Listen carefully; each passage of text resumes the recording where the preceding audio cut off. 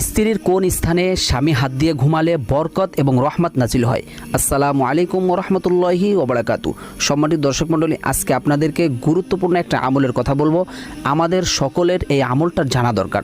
আমলটি হচ্ছে, আল্লাহ রসুল সাল্লাল্লাহু আলাইহি ওয়াসাল্লাম বলেছেন, যখন কোনো স্বামী স্ত্রীর ভিতরে ভালো সম্পর্ক থাকে আর যদি স্ত্রীর পা থেকে মাথা পর্যন্ত এমন একটা স্থান আছে, ওই স্থানে যদি স্বামী হাত দিয়ে ঘুমিয়ে পড়ে, তাহলে আল্লাহ পাক রব্বুল আলামিন স্বামী এবং স্ত্রীর উপর রহমত নাজিল করে এবং তাদের রিজিকের ভিতরে বরকত দান করেন।